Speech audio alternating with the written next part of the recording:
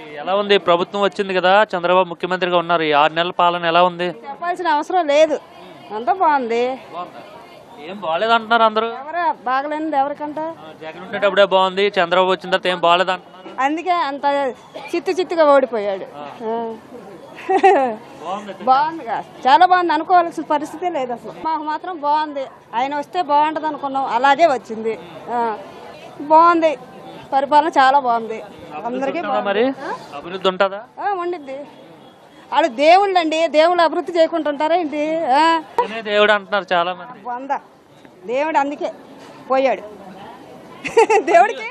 అందుకే దేవుడికి దండం పెట్టారు. కానీ మళ్ళీ వస్తాను అంటున్నాడు. అసలు వైసీపీ అన్నదే ఉండదు చరిత్రలో చెప్పుకోవాలి పిల్లలకి. గతంలో వైసీపీ ప్రభుత్వం ఉండేది అని చెప్పుకోవటమే అంతే. ఎందుకు ఇప్పుడు ఆగండి, జమిలి ఎన్నికలు వస్తాయి, లేదంటే జనరల్ బలాదూరే, ఏదొచ్చినా బలాదూరే. ఏం చేయలేదండి చంద్రబాబు నాయుడు. మొన్న మేము వరదల్లో మునిగిపోతే ఎంత చేశాడో తెలుసా? అసలు మేము దేవుడికైనా దండం పెడతాం, లేదు కానీ ఆయన పెడతాం అంతే.